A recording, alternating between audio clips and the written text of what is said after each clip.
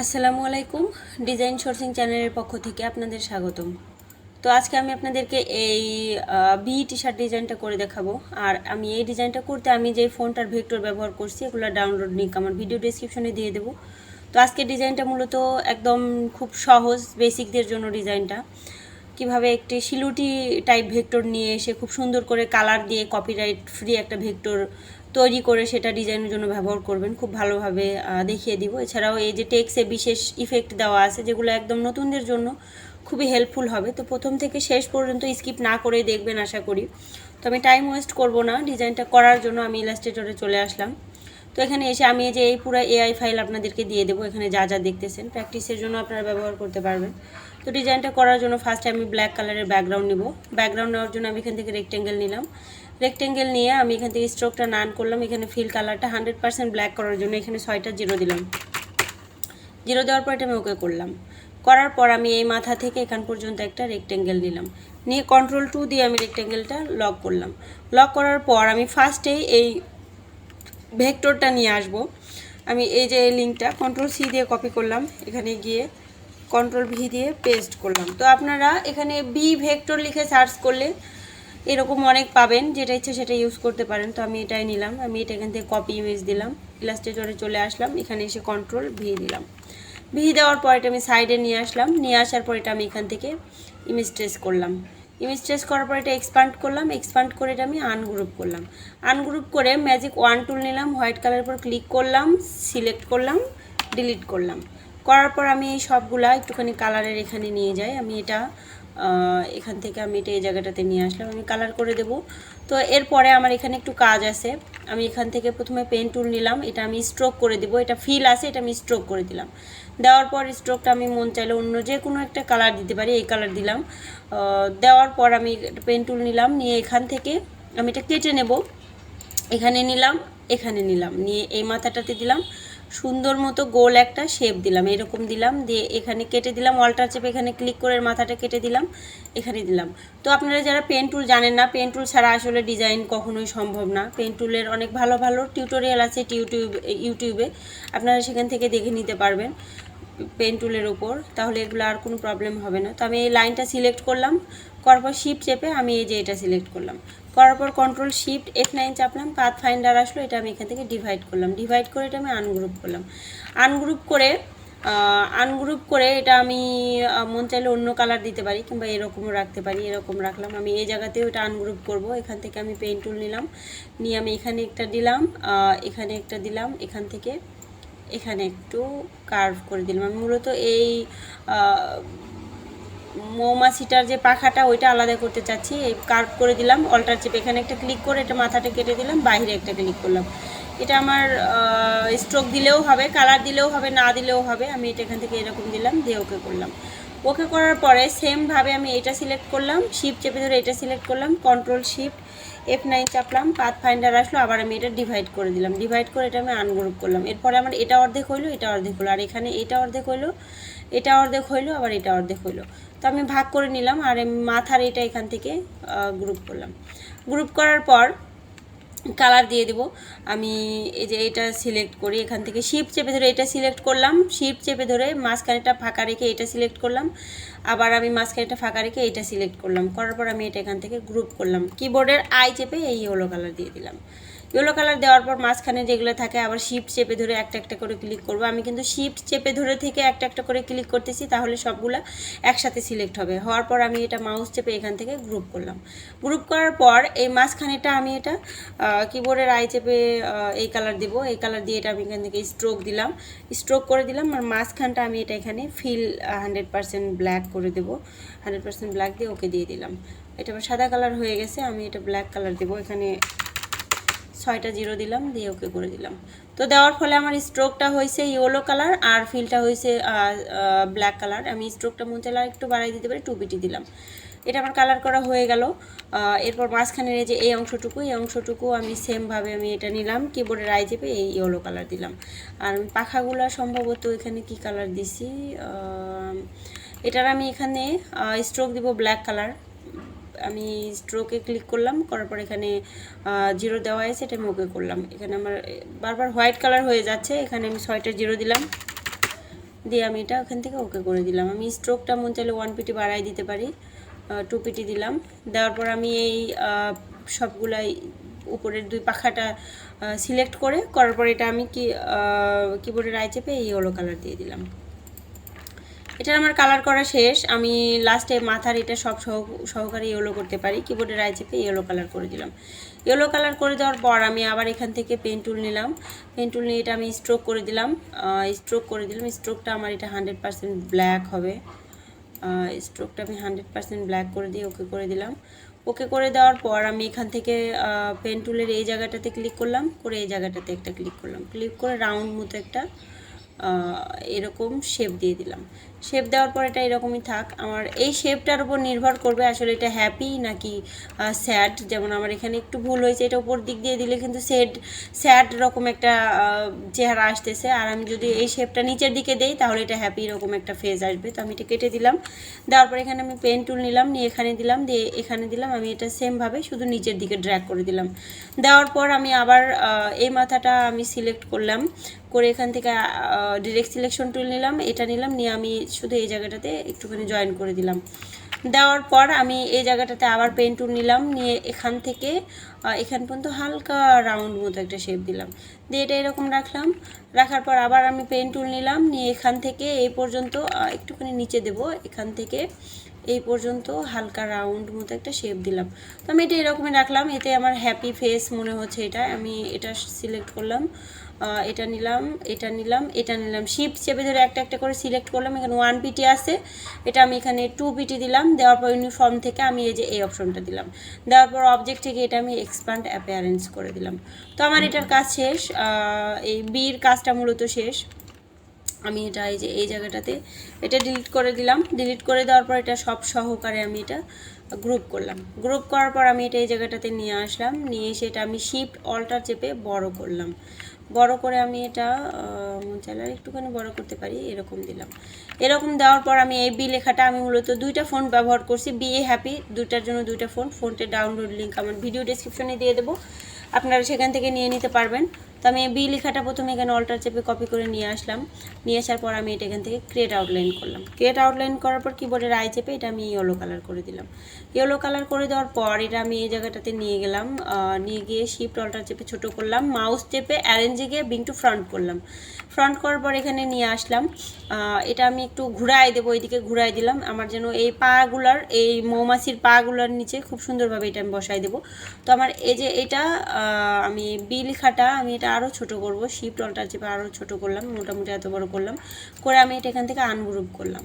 Ungroup করে B লেখাটা এখানে নিয়ে গেলাম, কন্ট্রোল এক্স দিয়ে কাট করলাম, এই মৌমাছি এটা সিলেক্ট করলাম, কন্ট্রোল বি দিলাম, ওটার ব্যাকে পেস্ট করে দিলাম। দিয়ে সুন্দর মতো এটা এখানে প্লেস করে দেবো, যেন মনে হয় এর পায়ের সাথে এটা এখানে সুন্দর করে ঝুলানো হয়েছে। এটা আমি এইভাবে এখানে দিলাম একটা। এবার আমি এই দুটাও সিলেক্ট করলাম, শিফট চেপে ধরে একটা একটা করে ক্লিক করে সিলেক্ট করলাম, করার পর কন্ট্রোল এক্স দিয়ে কাট করলাম। আমি এটা সিলেক্ট করলাম, কন্ট্রোল বি দিলাম। কন্ট্রোল বি দিয়ে আমি সেমভাবে এই ইটার এখানে বসাই দিলাম, আর এই ইটা সুন্দরভাবে এই জায়গাটাতে বসাই দিলাম।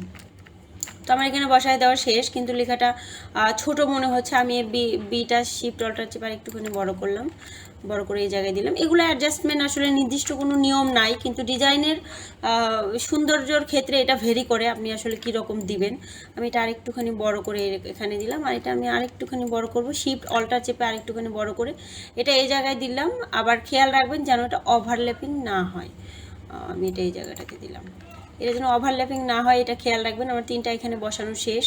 এরপরে আমি হ্যাপি লেখাটা নিয়ে আসবো। তো আমার এটা মূলত একটুখানি ঝামেলা হয়েছে, এটা আমি মন চাইলে আর একটুখানি শিফট অল্টার চেপে আর একটুখানি ছোটো করে আর একটুখানি উপরে দিতে পারি, আর এটা এরকমই থাক। তো আমার এখানে বসানো শেষ। এরপর হ্যাপি লেখাটা আমি নিয়ে আসবো। আমি এর আগে সব সহকারে এটা গ্রুপ করলাম। গ্রুপ করার পর আমি এখান থেকে হ্যাপি লেখাটা অল্টার চেপে কপি করে নিয়ে আসলাম, একটুখানি নিচে নিয়ে আসলাম। এটা আমি এখান থেকে ক্রিয়েট আউটলাইন করলাম। আউটলাইন করে এটা আমি এই জায়গাটাতে নিয়ে গেলাম, নিয়ে গিয়ে এটার আমি স্ট্রোক দিব। এটা আমার ফিল কালারটা ব্ল্যাক থাকবে। আর আচ্ছা, তার আগে আমি এটা ডিলিট করে দিই, একটুখানি ভুল হয়েছে। আমি হ্যাপি লেখাটা অল্টার চেপে কপি করে নিয়ে আসলাম। নিয়ে আসার পরে যে মাঝখানে যে স্পেসগুলো আছে এগুলো আমার কমাই দিতে হবে। কমাই দেওয়ার জন্য আমি এখান থেকে ক্যারেক্টারে গেলাম। ক্যারেক্টারে গিয়ে এই যে এই জায়গায় যে এই স্পেসিংটা যে VA লেখাটা আছে, এটা মূলত সেট দ্য ট্র্যাকিং, এই ট্র্যাকিংটা আমি কমাই দেবো। এখানে আমি যদি -50 দিই, দেখি কেমন হয়। -50 দিলাম।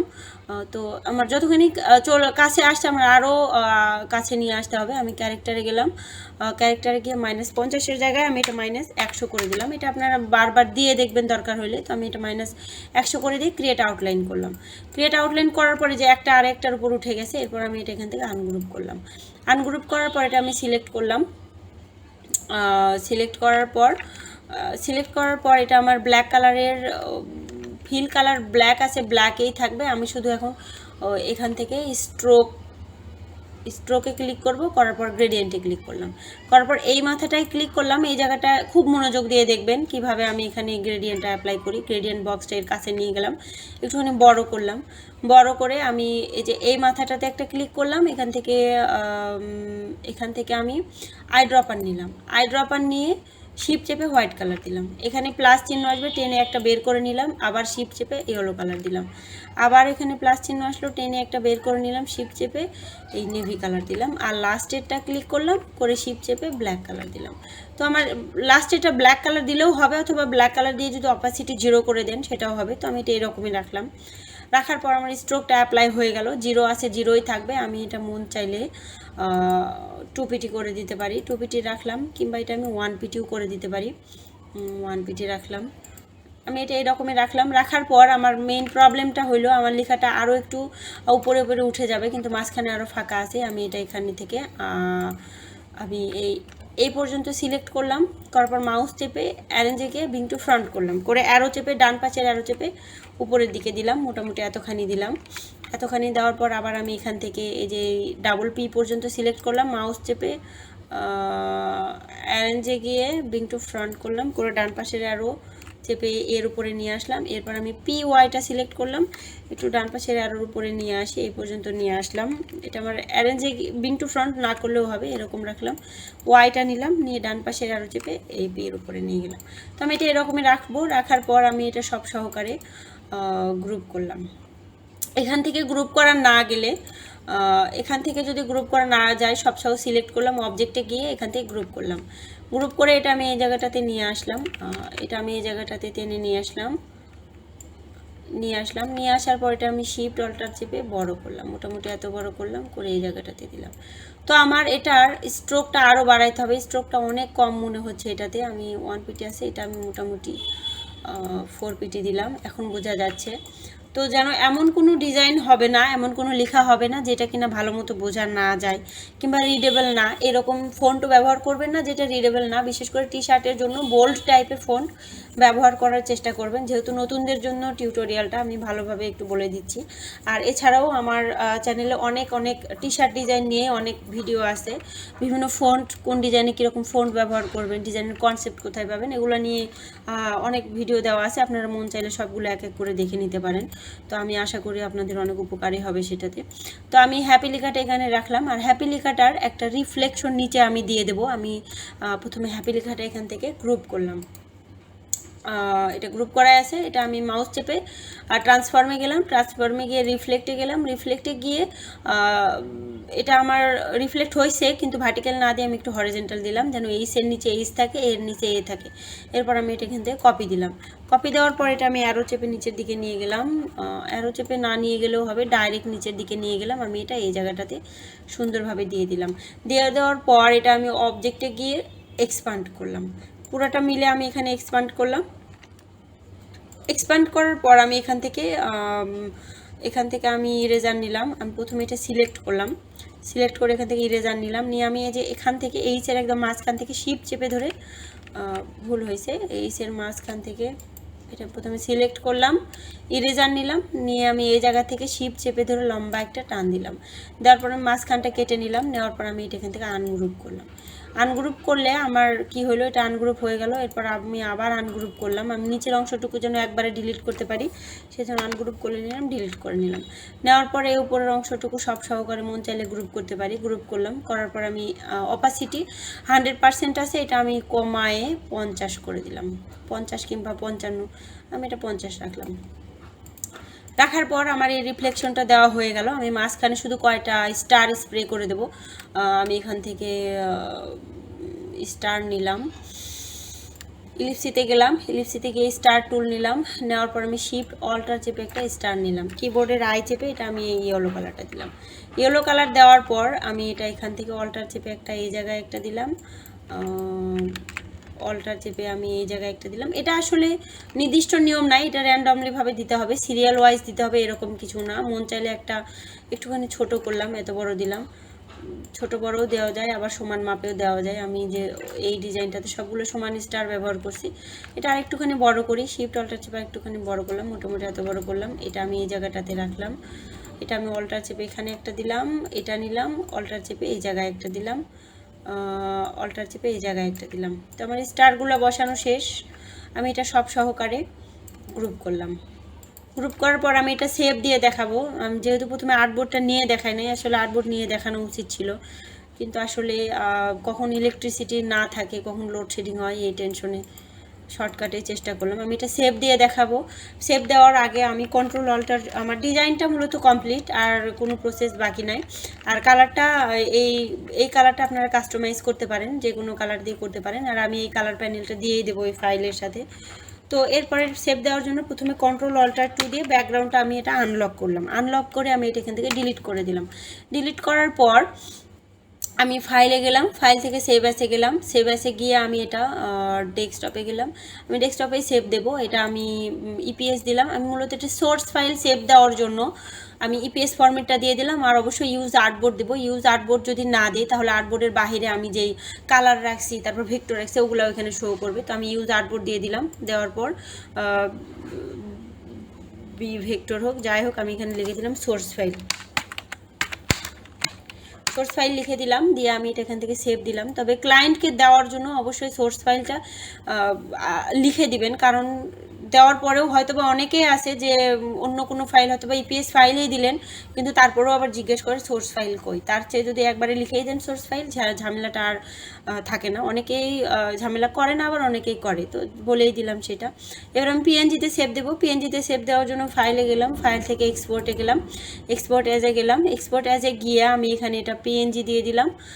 পিএনজি দেওয়ার পর অবশ্যই ইউজ আর্টবোর্ড দিব, দেওয়ার পর এখানে লিখে দিলাম পিএনজি,